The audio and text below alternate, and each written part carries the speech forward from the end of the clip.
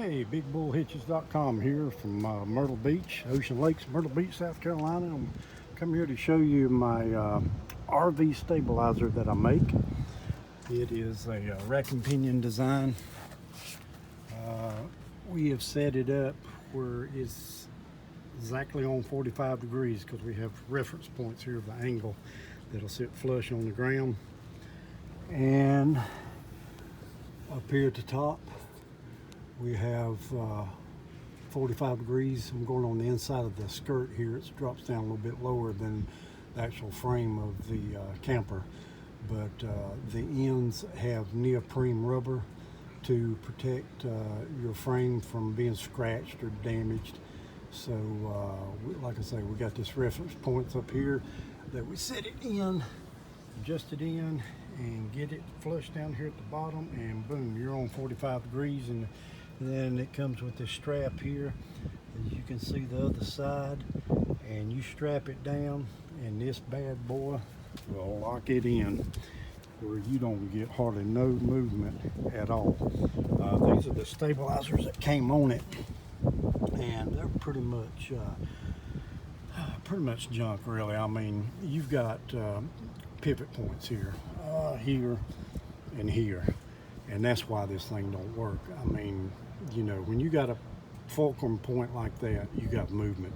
So, you know, you need to be aware that when you buy stuff out here online, if it's got a bolt in it, it has potential movement in it, and that's just plain as simple as that. But on my design here, it's like a wedge. We just wedge it in.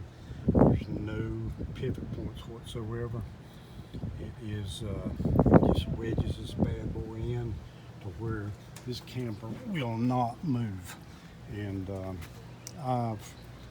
this is actually the first time that I've gone out and actually used them, but it's unreal the movement that it has taken out of the camper.